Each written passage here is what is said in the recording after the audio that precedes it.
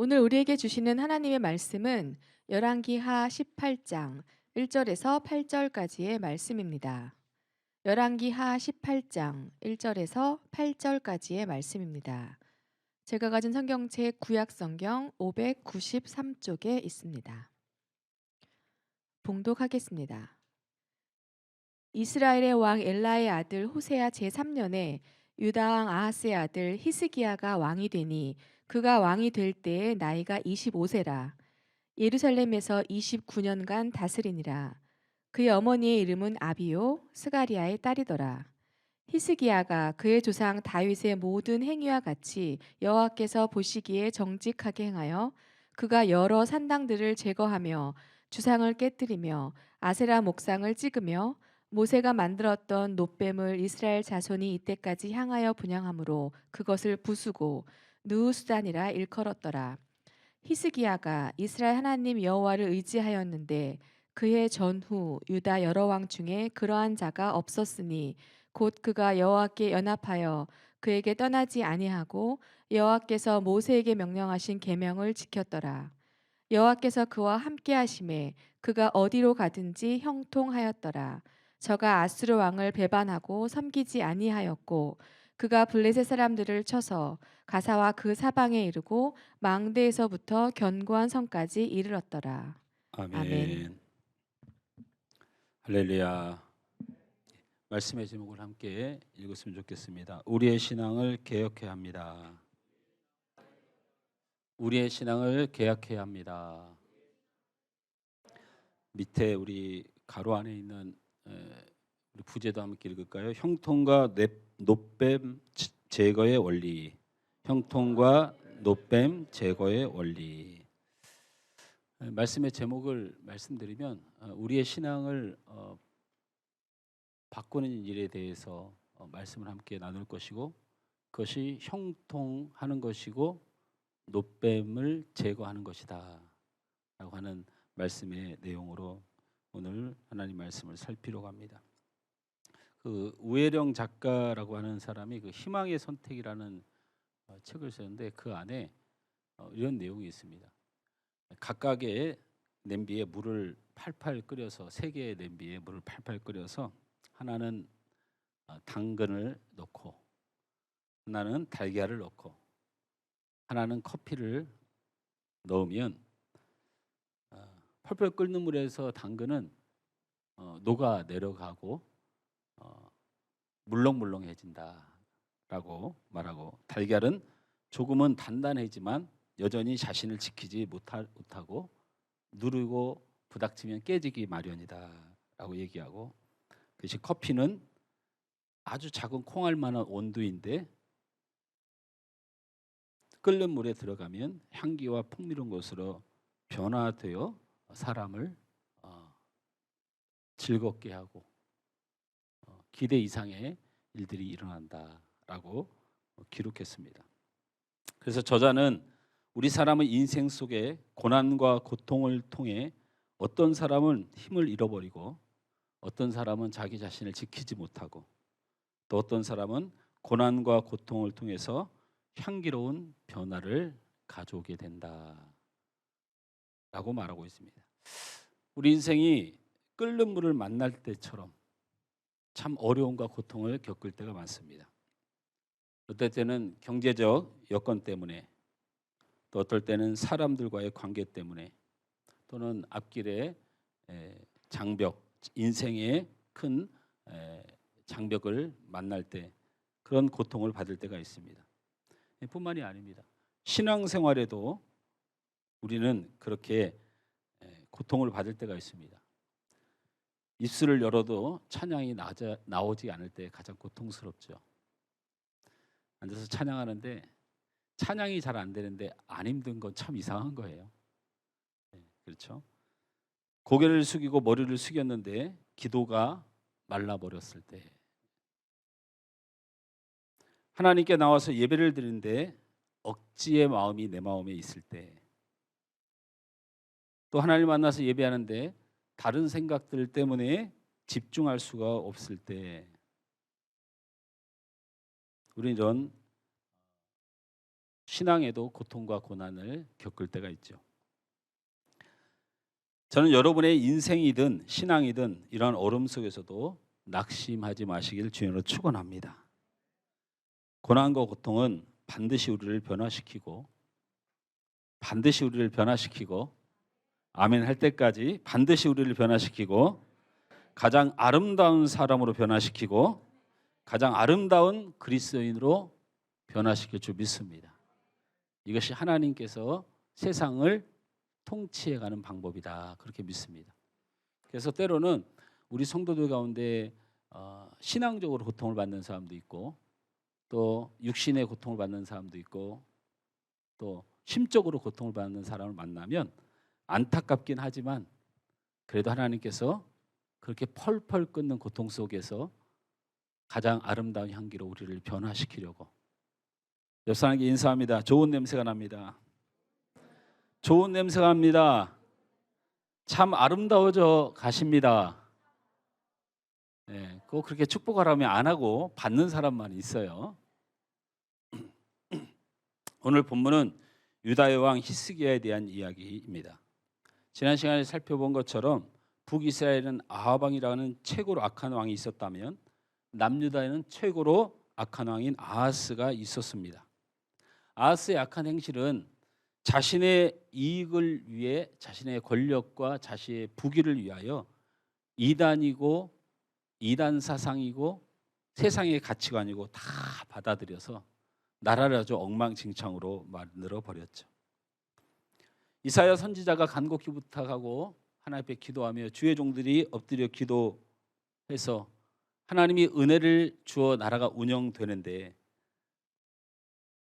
아수르라고 하는 엄청난 이 권력 앞에 결국에는 이 아하스는 성전에 있는 모든 성물을 팔아 조공을 바치고 이스라엘 역사에서 전무후무한 성전 예배를 폐하고 성전 문을 닫는, 우리 믿음의 사람 입장에 봐서는 천인공노할 일을 벌인 왕이 되었습니다.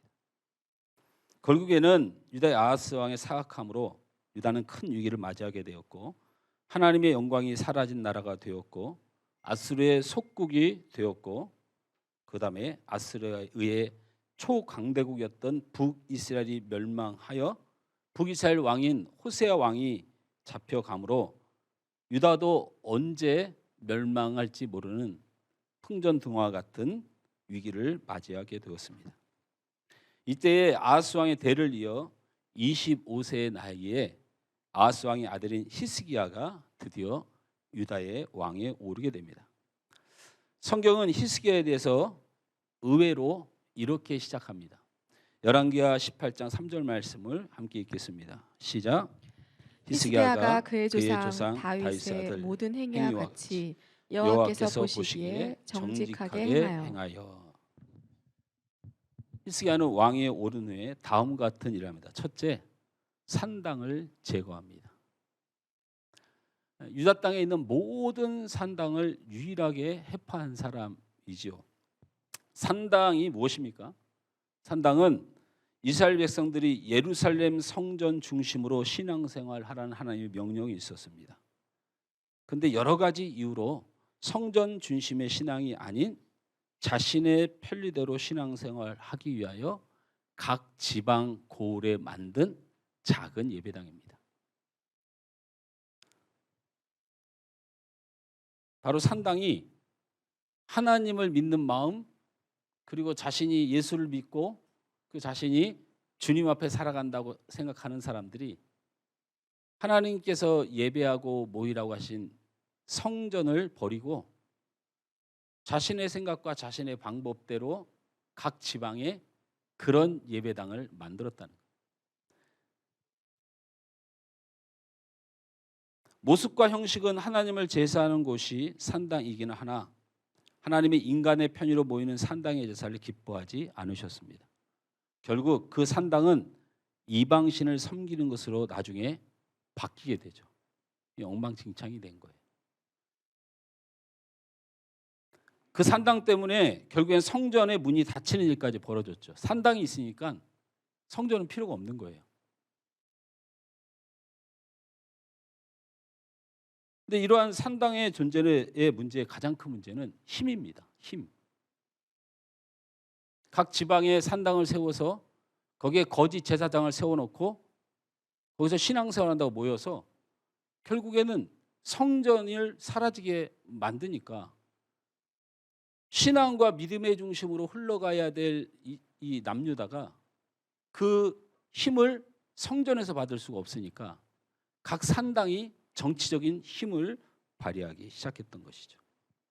그런데 이 산당을 없애버린 사람이 바로 히스기야 왕입니다. 히스기야 왕이 이 산당을 없앤다는 것은 정치적 왕의 생명이 끝날 수도 있는 상황이었고, 그리고 인간적 경제적 이익을 가지고 있는 지방의 권력을 불편하게 만들므로써 왕의 위기와 그의 정치적 경제적 어려움을 감당해야 했습니다. 그래서 그렇게 훌륭한 이름의 왕들, 때로는 굉장히 힘이 있는 왕들도 다른 건 다 건드리는데 이 산당을 못 건드렸어요. 이 산당을. 우상의 편에 봐서는, 사단의 편에 봐서는 이 산당이 하나님을 가장하고 예배처를 가장하지만 결국 그것은 성전의 문을 닫게 하고 하나님께서 세운 왕의 자리를 가지고 있음에도 불구하고 그 산당을 건들 수 없는 무서운 우상의 제단이 되었던 것이죠. 이제 그 산당을 회파를 하고 나서 이 히스기야는 드디어 예루살렘 성전에 세워졌던 주상에 손을 대기 시작합니다. 주상이라고 하는 것은 여러분 혹시 그 절에 가보신 적 있으세요? 절에? 절에 가보신 적 있는 분 손 들어보세요. 절에. 아니, 교회나 열심히 다니시지 왜 절에 다니고 그러세요? 저희 그 목회자들 뭐 세미나라든지 교육을 받을 때 설악산을 가면 하나님 불편해 죽겠어요. 그 설악산에 있는 그 절이 뭐죠, 이름이? 신흥사? 예? 신흥사 맞아요? 아, 그 이쁘더라고요, 절이. 그래서 목회자들도 어쩔 수 없이 발이 자꾸 그 신흥사를 한 바퀴 돌게 돼요. 그래서 대한교회 유명 목사님 같이 걸으면서 우리 지금 뭐 하고 있는 거야? 내가 물었더니 산책하고 있잖아. 무슨 산책하고 있어? 절간을 돌고 있지. 근데 아름답더라고요. 절에 이렇게 들어가다 보면 본전이 있는데 본전을 들어가기 전에 그 대문 같은 대문을 지나가다 보면 옆에 막 그 절을 지키는 뭐 수호신 같은 게 막 그 이렇게 뭐 이렇게 그걸 뭐라고 하죠? 예? 사대천왕인가 뭔천왕인가 막 그려놨잖아요. 예, 그 부처님을 수호하는 그런 형상을 만들어놨어요. 이 예루살렘 성전에 바알 신상을 모시면서 하나님이 시키지도 않은 그 바알을 따르는 수호신들을 석상으로 막 세워놨어요. 그래서 고대의 그 신전에 보면 그 옆에 막 석상으로 무슨 이렇게 막 동물들이며 사람 같은 뭐 꼬리 달린 거 막 이렇게 막 새겨놓은 것을 그걸 주상이라고 그래요. 그래서 그 주상을 싹 깨트려 버렸어요. 마지막으로 이 우상 회파의 한 일은 바알 그 신상이 모셔져 있는 그 옆에 나무로 이 바알의 아내를 그려놨어요. 그게 아세라 신상이에요. 그것까지 마지막으로 다 때려 부시죠. 두 번째로는 이 히스기야는 드디어 이스라엘에게 닫혔던 성전의 문을 개방하고 그다음에 그 성전에 다 사라져버린 성물을 최선을 다하여 다 복구하고 성전을 깨끗이 성결케 청소하고 드디어 성전 예배를 회복한 왕입니다. 열왕기하는 역대하하고 같이 흐름을 가는데요. 역대하는 역사의 기록의 순서대로 그다음에 열왕기는 왕의 기록의 순서대로 가다 보니까 매칭시키기가 어렵지만 이 히스기야 왕을 매칭시킬 때 세 번째로 이 히스기야 왕이 했던 것이 바로 이스라엘에 사라졌던 유월절을 회복시킵니다. 430년 동안 포로 생활하던 민족에 대한 하나님의 철저한 구원과 계획을 찬양하며 감사하며 드리는 유월절을 회복시키고 이때 놀라웠던 사실은 남유다가 모든 성문을 개방하고 그날만큼은 북이스라엘의 모든 사람이 남유다 예루살렘 성전에 와서 예배를 드리도록 허락한 날을 만들게 됩니다. 그래서 분단 이후로 북이스라엘과 남유다가 최초로 이 히스기야 왕 때 하나가 되는 역사가 일어납니다. 이러한 히스기야의 개혁은 엄청난 종교 개혁이었고 영적 개혁이었습니다. 하나님을 떠난 유다 민족이 히스기야 왕을 통해서 엄청난 개혁의 드라이브가 걸려지게 된 것이죠. 이러한 히스기야의 영적 개혁은 하나님을 기쁘시게 했습니다. 그래서 이 영적 개혁은 하나님의 축복으로 이어졌습니다. 열왕기하 18장 8절 말씀을 함께 읽습니다. 시작. 그가 블레셋 사람들을 쳐서 가사와 그 사방에 이르고 망대에서부터 견고한 성까지 이르렀더라. 이 블레셋이라는 나라를 친 나라, 이 왕이 그렇게 흔하지 않습니다. 그런데 이 바로 히스기야가 남서쪽 해안 지역을 그리고 모든 상권을 장악하고 했던 블레셋을 드디어 이 히스기야 왕 때 치게 됩니다. 히스기야 왕은 북쪽의 아수르의 엄청난 위협에도 하나님을 기쁘시게 하는 신앙의 개혁을 통해서 남쪽 강국인 블레셋을 쳐서 승리하는 은혜도 누리게 됩니다. 물론 히스기야 왕이 정치와 통치를 하는 동안에 또한 신앙의 잘못된 길을 걷다가 하나님 앞에 큰 진노도 사게 됩니다. 그러나 오늘 우리는 히스기야를 섬기는 것이 아닙니다. 히스기야가 어떤 신앙의 변화를 통해서 하나님의 은혜를 누렸고 히스기야는 하나님이 원하시는 무슨 신앙생활에 집중했는가? 왜 하나님은 그 신앙을 기뻐했고 그에게 블레셋이라고 하는 초강대국을 손에 넣어주셨는가? 우리의 인생과 신앙에 무엇을 개혁해야 하나님의 은혜와 축복의 인생이 될까? 우리 이 하나님께서 우리에게 주신 말씀에 집중하시길 주님으로 축원합니다. 첫째로는 따라서 합니다. 히스기야 왕은 형통했습니다. 히스기야 왕은 형통했습니다. 옆 사람에게 인사합니다. 형통하십시오. 형통하십시오. 이렇게 인사 한번 다시 하면 너나 형통해라. 너나 형통해라. 반말하지 마시고 존댓말 할 분은 존댓말 하세요. 목사님 시켰다고 하지 말고. 제가 왜 이렇게 말씀을 드리냐. 그냥 재밌으려고 하는 게 아니고 이게 사실 그렇게 말하는 게 맞거든요. 따라서 합니다. 형통합시다. 형통합시다. 옆 사람에게 축복합니다. 너나 형통해라.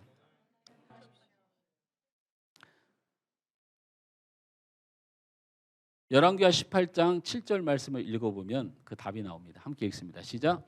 여호와께서 그와 함께 하심에 그가 어디로 가든지 형통하였더라. 저가 아수르 왕을 배반하고 섬기지 아니하였고. 히스기야는 형통했습니다. 성경은 여호와께서 함께 하심으로 형통했다고 기록하고 있습니다. 여기에 우리의 오해가 있습니다.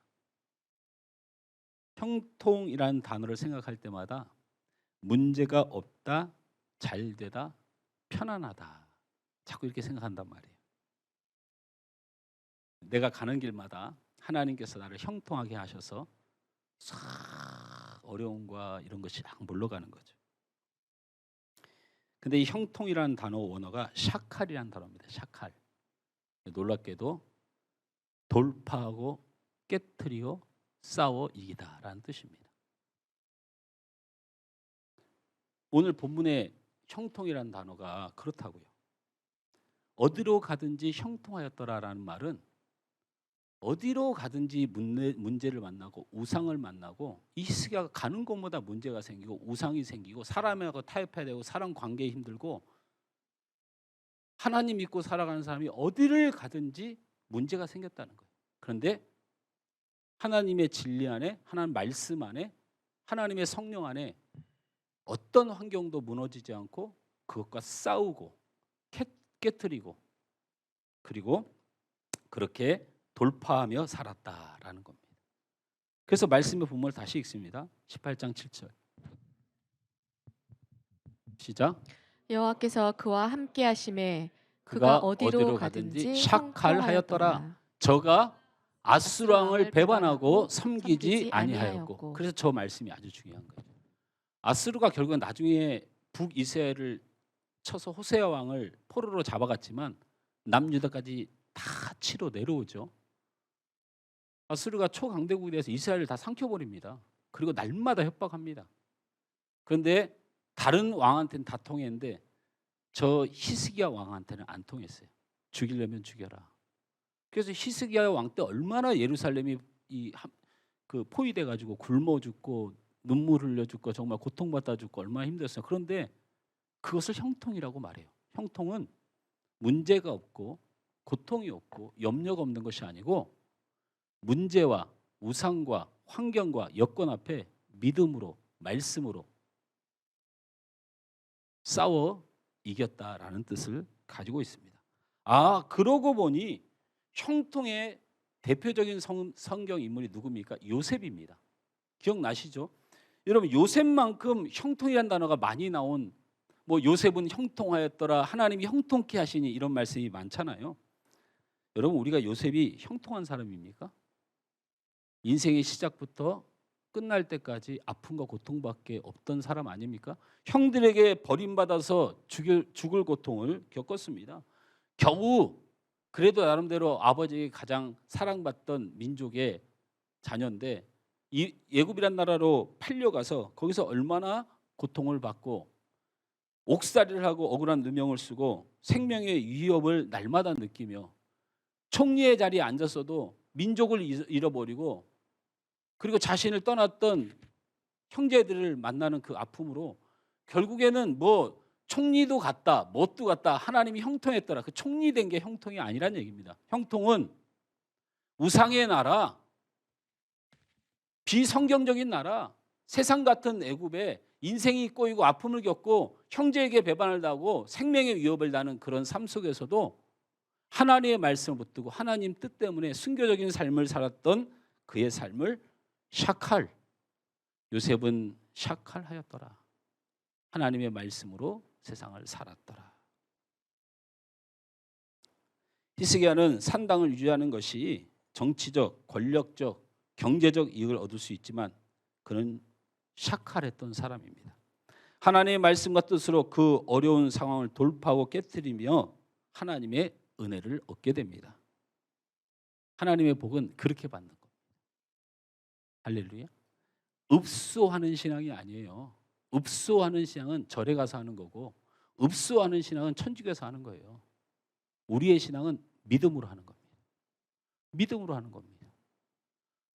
샤칼하면 세상을 버타지 말고 세상 가치를 버타지 말고 오직 하나님의 뜻을 붙들고 하나님의 인도하심을 받고 하나님을 마음의 중심에 두면 하나님이 블레셋을 우리에게 주시는 축복을 주시는 것입니다.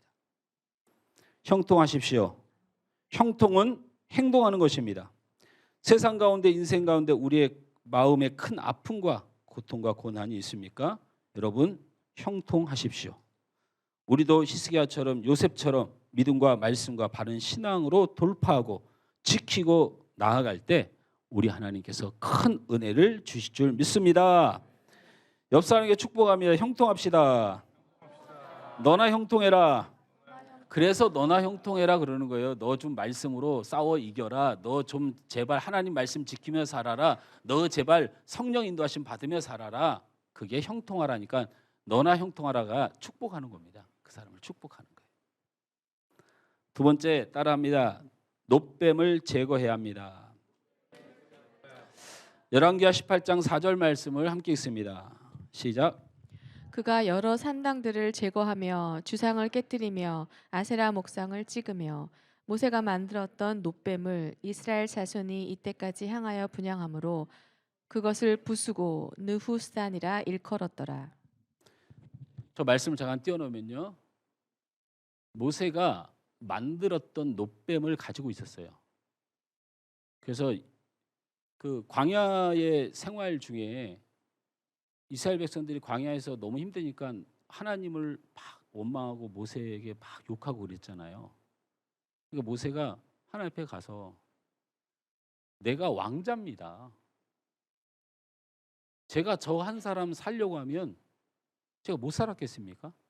하나님, 내가 왜 저들한테 이런 욕을 들어먹고 또 내가 사랑하는 하나님이 왜 저런 수치스러운 말을 들어야 됩니까? 이 원망하고 모세도 같이 그럽니다. 이 모세가 그 기도를 똑바로 해야 돼요. 여러분 기도를 잘해야 돼요. 미운 사람이 있어도 기도를 잘해야 돼요. 그러니까 하나님이 그래? 그럼 죽여줄게 하고 불뱀을 갖다가 땅바닥에 풀어버렸죠. 지금 말하는 이제 독사 같은 것입니다. 사람들이 독한 독이 있는 이 불뱀에게 물려 사람들이 죽어갑니다. 그러자 이스라엘 백성들이 잘못했다고 모세한테 나오죠. 모세도 하나님 앞에 와서 죄송하다고 하고 한 번만 살려달라고 그래요. 그래서 하나님이 말합니다. 저 뱀 모양과 비슷한 모양으로 놋으로 뱀을 만들어서 하늘 위로 높이 들면 그 놋뱀을 보면 살리라라고 알려줍니다. 하다못해 이 놋뱀은 예수님께서 직접 예화를 드셨죠. 예수님이 십자가에 달려 죽으셔서 우리를 구원할 그런 나름대로의 십자가형에 대한 예표로 그리고 구원의 상징으로 그 놋뱀을 언급했지요. 그런데 저 본문에 보면 모세가 만들었던 놋뱀을 부숴버렸어요. 여러분 히스기야만 아니었으면 어쩌면 우리가 모세 때 높이 들었던 놋뱀이 지금까지 있었을 가능성이 아주 많습니다. 그러면 뭐 성경이 진짜니 아니니 싸울 필요가 하나도 없었을 것 같아요. 모세 때 들었던 놋뱀이 아직도 존재하는데 무슨 성경이 진짜인지 아닌지 싸워요. 여러분 히스기야는 아주 나쁜 놈이죠. 따라서 합니다. 히스기야는 그냥 해도 돼요. 예배 시간에 욕한다고 하지만 히스기야는 아주 엉한 놈이다 그냥. 아주 그냥 엉한 놈이에요 그냥. 우리가 생각해도 모세가 만든 놋뱀을 깨트린 게 깜짝 놀랄 일인데 여러분 이때 당시에 유대 백성들의 정체성이 뭡니까? 북이스라엘은 10지파가 똘똘 뭉쳐갖고 하나님 없어도 자기들끼리 힘과 능력과 권력이 있으니까 얼마든지 신나게 사는데 유대 민족에게 있어서는 성경만이 힘이고 그냥 가난하고 없고 작은 나라가 믿음만이 이 힘인데 모세의 놋뱀을 왜 부숩니까? 그런데 거기 부수기만 했습니까? 뭐라고 불렀다고 그랬어요? 네. 뭐라고 불렀어요? 르수단이라고 불렀잖아요. 르수단. 저게 무슨 말이냐면 저거 아무것도 아니야 라는 뜻입니다. 아니 모세가 만드는 놋뱀을 부수기만 해도 되는데 이거 왜 부수니까 따지니까 이거 쓰레기 같은 거야. 아무것도 아니야. 이랬다는 거예요. 모세가 만든 놋뱀은 이스라엘 민족에서 중요한 의미가 있습니다. 민수기에 보면 출애굽을 한 이스라엘 백성들이 광야를 지나는 동안 하나님께서 그들을 살리시는 하나님의 놀라운 능력이 나타났던 그런 신앙적 심볼입니다. 또한 그 놋뱀을 만든 사람이 누굽니까? 이스라엘의 역사에서 영웅 중에 영웅 아닙니까? 지금도 유대인들은 딱 세 사람만 기억합니다. 첫째가 누구예요? 아브라함. 둘째가 모세. 셋째가 아이고 엘리야 다윗입니다. 그렇게 신령하지 않아요. 엘리야까지 기억해 줄 정도로 그렇게 대단하지 않습니다. 여러분 지금의 유대 종교는요 그 세 사람이 답니다. 다른 건 필요 없어요. 왜냐하면 다른 사람 언급해봐야 자꾸 구원자 나와야 되고 뭐 나와야 되고 자꾸 예수까지 갈까 봐 겁나서 다 잘라버려요. 다윗도 많이 봐준 거예요. 워낙 업적이 크기 때문에. 이 모세가 이스라엘 3대 영웅 중에 한 사람입니다. 절대적인 지도자이고 바로 그런 모세가 만든 것이 놋뱀입니다. 그런데 히스기야가 민족의 신앙적 유산을 민족의 영웅인 모세가 만든 놋뱀을 부셔버릴 뿐만 아니고 그 이름을 비웃습니다. 누스단이다. 그냥 쇳덩어리야 라는 말이거든요. 아무 쓸데없는 거야. 이스라엘의 영적 상징이고 영웅 모세가 만든 놋뱀을 부수는 것도 모자라 그것을 쇳덩어리라고 선언합니다. 그것을 성경에 기록합니다. 그 이유가 무엇입니까? 그것은 바로 왕하 18장 4절 하반절 말씀만 함께 읽습니다. 시작. 모세가 만들었던 놋뱀을 이스라엘 자손이 이때까지 향하여 분향함으로 그것을 부수고 누우스단이라 일컬었더라. 그 놋뱀이 문제가 아니고 그 놋뱀을 향하여 향을 피우고 제사하고 머리를 조아리고 예배를 했기 때문입니다. 이스라엘 백성들이 불뱀에 물려 죽어갈 그들을 살린 것이 놋뱀입니까? 아닙니다. 하나님이 살리신 것입니다. 히스기야는 하나님을 가리고 서 있는 영적 장애물인 놋뱀은 그것이 모세가 만들었을지라도 그것이 역사의 전통을 가지고 있을지라도 그것은 하나님 앞에 큰 범죄의 산물로 여겼습니다. 그래서 히스기야가 말하고 싶었던 것은 하나님을 가리고 서 있는 영적 장애물인 놋뱀은 그냥 쇳덩어리에 불과하고 너희들을 살리는 것이 놋뱀이 아니고 하나님이기 때문에 하나님을 예배하라는 신앙 회복을 외쳤던 것입니다. 우리 안에 이런 놋뱀이 없는지 살펴봐야 합니다. 우리 안에 하나님을 향한 영적 장애물이 가로막고 있지 않는지를 살펴봐야 돼요. 하나님이 안 보이면 뭔가 가로막고 있는 거예요. 뭔가. 그게 봉사하다가 시험을 들어서도 그것도 하나님을 가로막고 뭔가 가로막고 있는 거예요. 하나님의 뜻이 나를 못 움직이면 여러분 내가 하나님의 말씀을 듣고 있다고 착각하면 안 돼요. 하나님 말씀이 내 아래 가려져 있는 거예요. 하나님의 뜻이 나를 주장하지 못하면 그거는 여러분 그냥 세상 살아가는 거예요. 하나님이 나를 가로막고 있는 거예요. 하나님 앞에 영적으로 하나님을 만나지 못하도록 가로막는 그 무엇인가 있는 거예요. 여러분에게 묻습니다. 저는 좋은 목사입니까? 아멘은 또 뭡니까? 저는 좋은 목사입니까? 훌륭한 목사입니까? 그건 뭐 목소리 이렇게 작아지세요?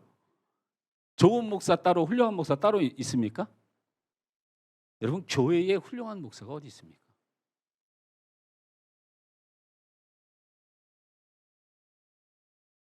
어디 있는지 좀 알려주세요.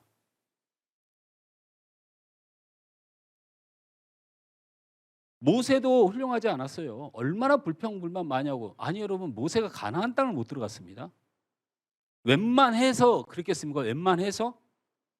무슨 일 하나 할 때마다 불평불만. 모세 늘 그랬잖아요.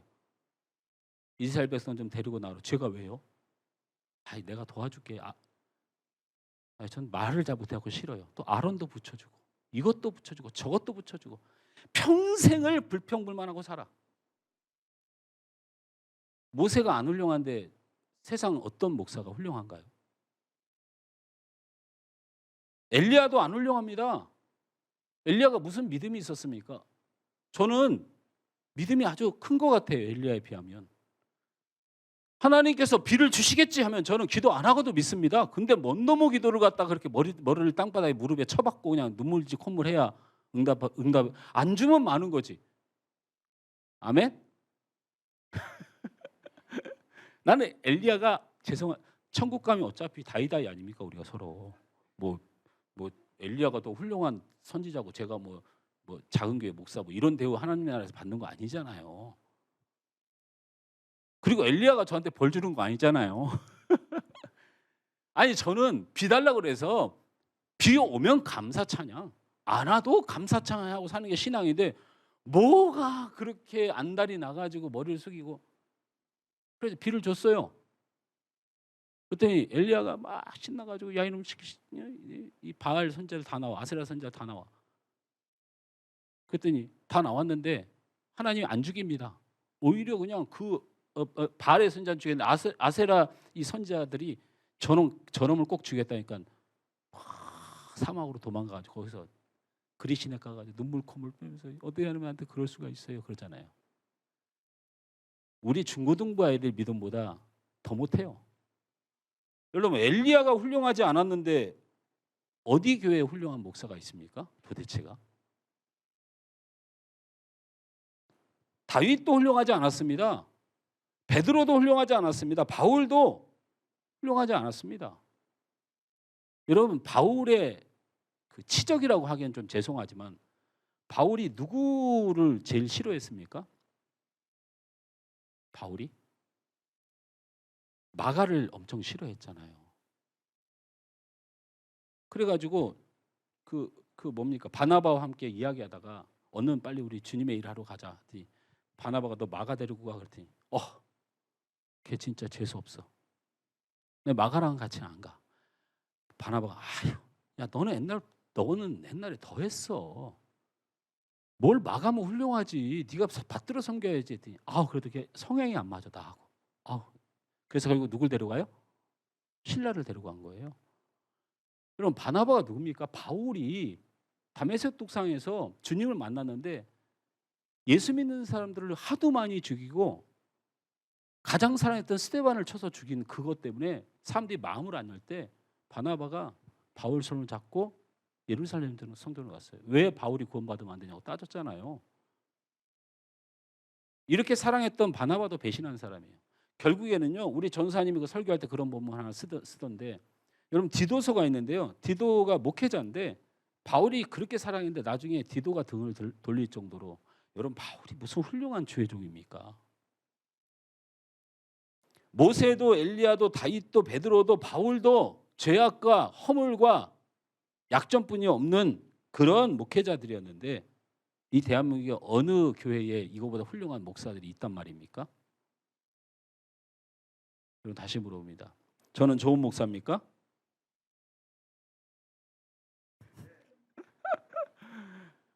저는 훌륭한 목사입니까? 아닙니다. 진짜 아니에요. 제가 질투를 하는 게 아니고 여러분이 좋은 목사, 훌륭한 목사 찾아다닐 필요가 전혀 없습니다. 그냥 죄 많은 목사 만난 걸 감사하십시오. 우리 사람은 다 똑같습니다. 더불어 제가 여러분보다 높은 자리나 수준 높은 자리에 있는 것도 아닙니다. 저보다 훨씬 더 믿음 좋은 성도도 있고 저보다 훨씬 더 하나님이 더 사랑하는 성도도 있습니다. 저와 여러분은 동일합니다. 훌륭한 목사가 있는 것이 아니고 그분이 진짜 훌륭하고 위대한 지도자라면 바로 하나님이 은혜해 주신 목회자가 있을 뿐입니다. 사람이 훌륭한 것이 아니고 하나님이 그를 사용하시는 거예요. 제가 늘 반복하는 실수가 있습니다. 자꾸 사람을 의지하고 사람을 기대하고 사람을 자랑합니다.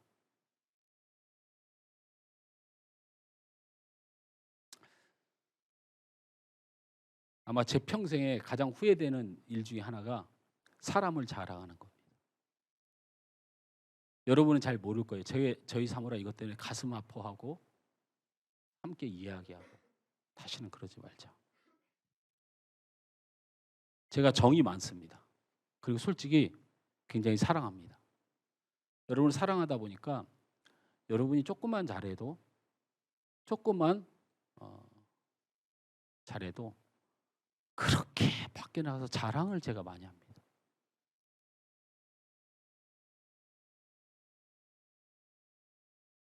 자랑하면 힘들어지더라고요. 자랑하면 떠나더라고요. 하나님만 바라보고 하나님만 의지하는 게 참 쉽지 않습니다. 근데 제가 의지하고 자랑하는 사람이 자꾸 어려워지고 힘들어집니다. 그래서 내 만족을 하고 나의 자랑거리가 되는 것을 굉장히 두려워합니다. 이것을 다른 말로 말하면 그 모든 것에 내가 하나님께 감사하고 하나님만 자랑해야 되는데 히스기야는 유다 백성들에게 간곡히 부탁했습니다. 모세도 귀하다. 놋뱀도 귀하다. 그러나 너희들이 그것 때문에 하나님을 바라볼 수 없으면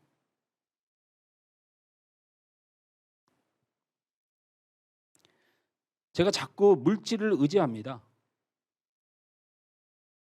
돈을 좋아한다는 얘기와 좀 다를 수 있어요. 근데 제가 신앙을 핑계로 믿음을 핑계로 자꾸 돈을 의지한다는 생각을 지울 수가 없습니다. 교회 운영이 힘들지 않도록 우리 교회 재정이 좀 많았으면 좋겠다라는 욕심이 들 때가 있습니다. 우리 성도들이 잘 됐으면 좋겠어서 하는 일들이 다 잘 됐으면 좋겠다는 생각이 들 때가 많습니다. 선교도 마음대로 하고 싶고 주님의 교회를 사랑하고 주의 교회를 세워갈 일꾼들을 세상에 두지 않게 교회에서 사례도 좀 많이 주고 일을 시키고 싶습니다. 그리고 그리스도의 덕을 선전하고 주님의 향기를 드러내기 위해서 좋은 일도 많이 하고 싶습니다. 그런데 제가 그런 일을 하면서 하나님을 바라보면서 하나님을 향한 믿음으로 그렇게 할 게 아니고 그냥 돈 걱정을 하는 것 같아요.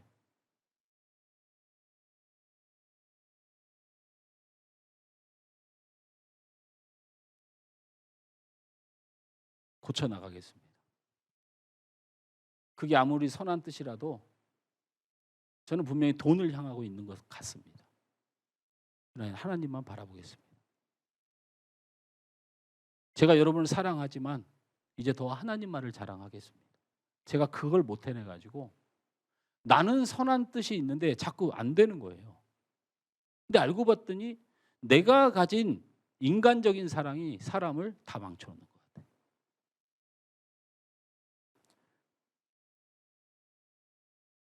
저도 사람보다 어떤 물질보다 어떤 상황보다 하나님을 의지하고 더 믿음으로 서겠습니다.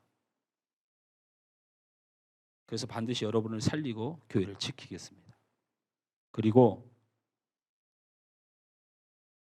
대형 교회, 큰 교회만 하나님께 쓰임 받는다는 이 오명을 우리 한국 교회에서 저희 교회가 반드시 작지만 복음으로 살고 작지만 복의 근원이 되고 작지만 주님의 몸된 교회로 하나님의 영광이 되는 교회를 만드는 일을 꼭 함께 이루었으면 좋겠습니다.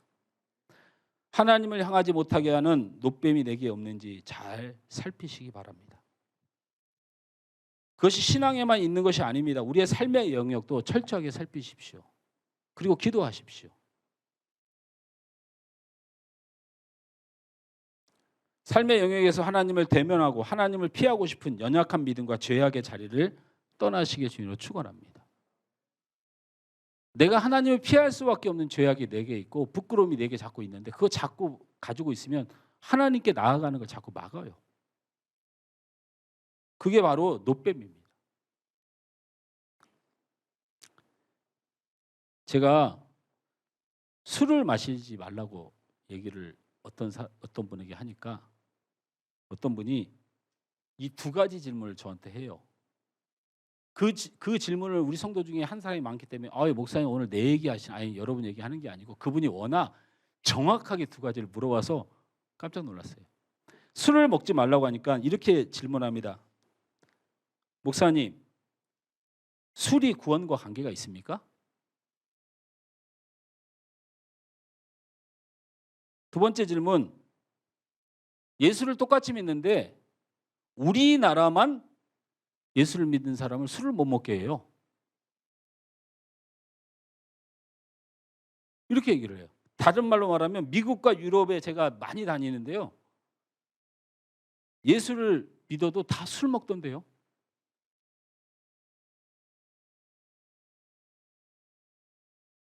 우리 성도들에게 묻습니다.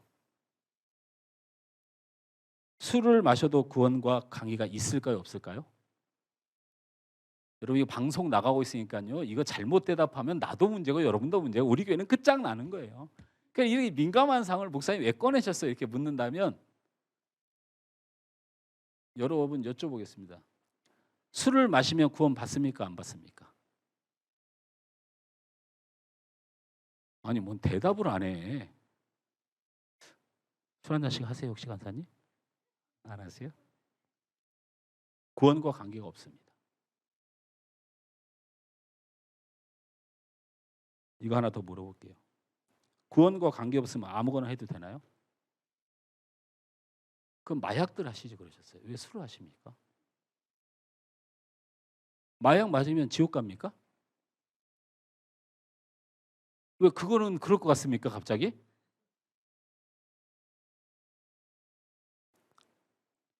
여성분들에게 죄송하지만 호빠나 집장촌 다니면 구원 못 받습니까?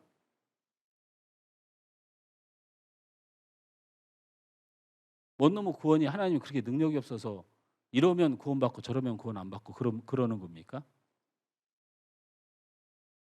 도덕질하면 구원 못 받나요? 구원 받을 수 있으면 우리가 뭐든지 해도 되는 겁니까? 그냥 죄송하다고 하십시오. 그냥 하나님 앞에. 육이 약하여 우린 충분히 이해합니다. 이게 구원과 관련이 있거나 미워하는 근거는 전혀 되지 않습니다. 여러분 술 드시는 분들 평안하시길 바랍니다. 그런데 이것을 신학적으로 성경적으로 갖다 대면서 저한테 따져요. 제가 그 얘기하는 겁니까 지금? 우리는 하나님의 영광을 위해서 사는 사람들이에요. 구원을 우리가 무슨 수로 만들어냅니까?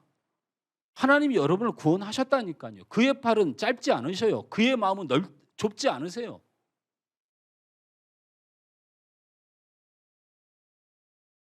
우리가 교회에 오는 이유는 예수를 믿기 위해서 온 게 아니고 예수를 믿어서 온 겁니다.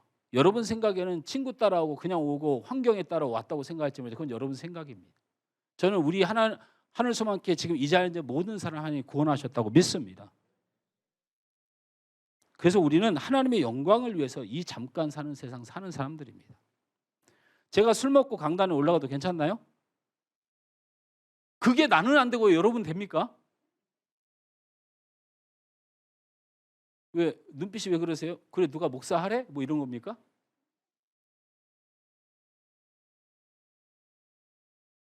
외국의 어떤 경우도 술을 먹고 강대상에 올라가는 허용하는 것이 없습니다. 그거는 무엇을 말합니까? 그냥 왠지 안 된다는 거예요.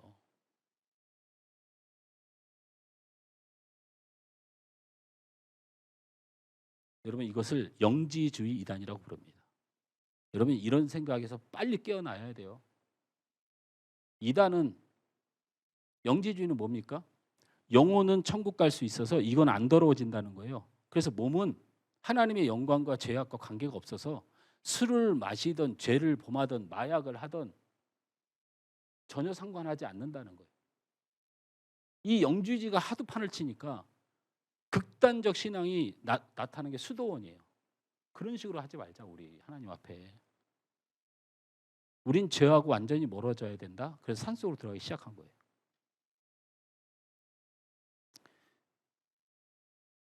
하나님을 생각하고 우리 예수님을 생각하며 살아가십시오. 공부를 잘하고 못하고 성공과 실패, 물질이 많고 조금 높고 낮음의 문제가 아니고 돈이 많은데 하나님 안 바라보면 죄고요. 돈이 적어도 주님 바라보고 의지하면 그건 죄가 아닙니다. 성공해도 하나님 바라보지 못하면 아무 의미가 없습니다. 하나님이 원하시지 않는 성공을 하려고 애쓰지 마십시오. 되지도 않지만 되지도 않습니다. 하나님이 원하시지 않는 길을 가면 뭔가 잘 될 거죠. 꿈을 꾸죠. 되는 것이 불행한 것입니다. 되는 것이. 그럼 이렇게 고백할 거 아닙니까? 하나님은 안 믿어도 하나님 뜻대로 안 가도 하나님 말씀 의지 안 해도 잘 되더라. 하나님 이걸 그냥 허용할 것 같습니까? 하나님의 뜻이 아닌데 그냥 잘 된다는 건 나중에 사단의 역사를 하는 주체가 된다는 사실을 잊지 말아야 돼요. 내가 그렇게 사단의 역사를 해요.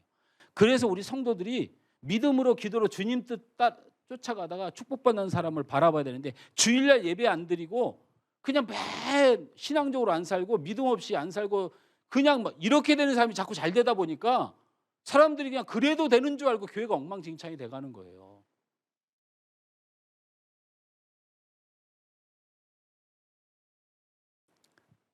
열왕기하 18장 5절 6절 말씀을 함께 띄워주시고 함께 읽습니다. 시작.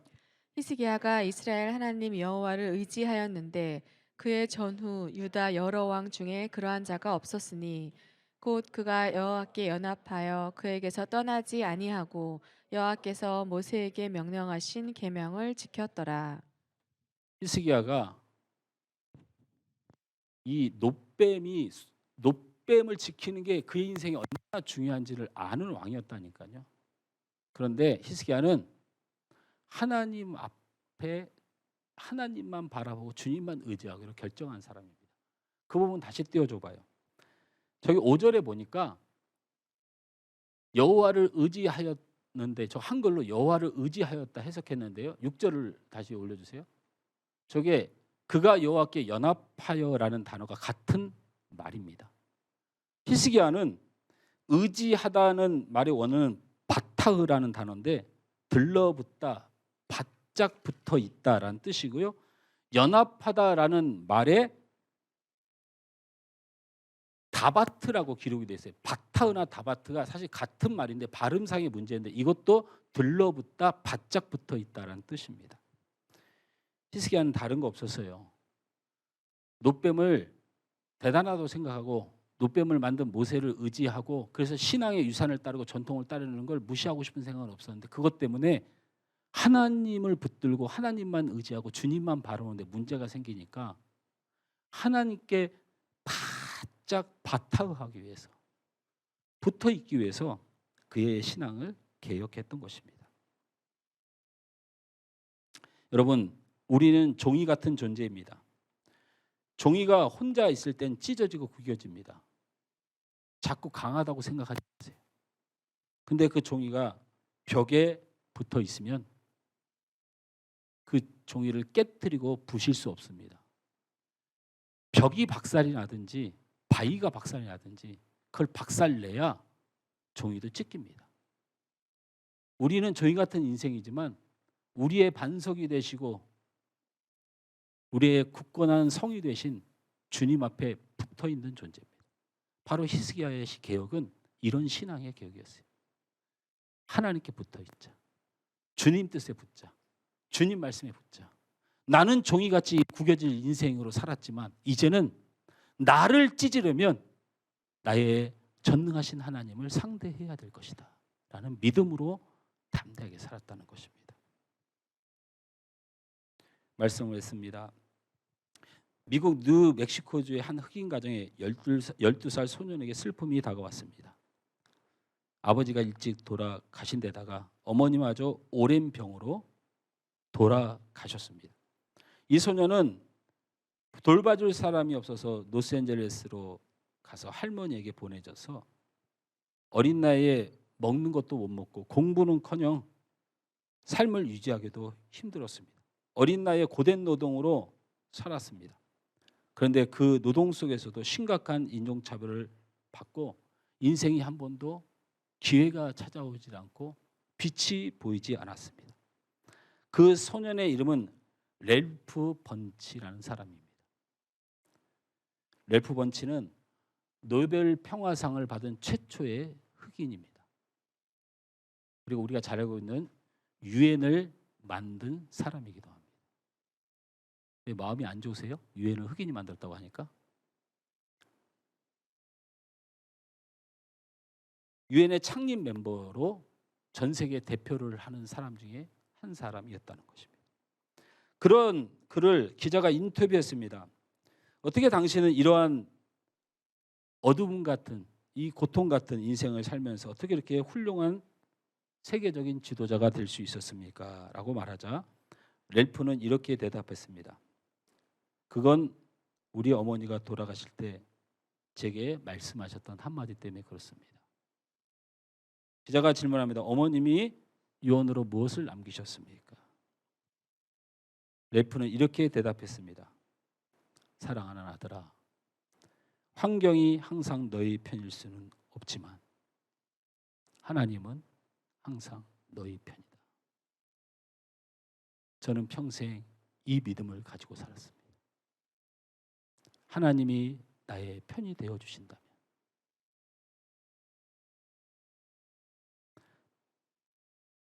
사랑하는 성도 여러분, 어느 누구도 하나님을 대신할 수 없고 어느 무엇도 하나님보다 높아질 수 없습니다. 히스기야의 신앙개혁을 기억하십시오. 샤칼하시길 바랍니다. 말씀으로 승리하고 말씀으로 살고 말씀으로 세상을 돌파하며 살아가실 주님으로 축원합니다. 바타흐 하시기 바랍니다. 연약한 종이지만 반석이신 주님 앞에 바짝 붙어 사시면 여러분을 찢을 수 없음을 믿고 레프 번치 박사처럼 환경은 내 편이 아닐 수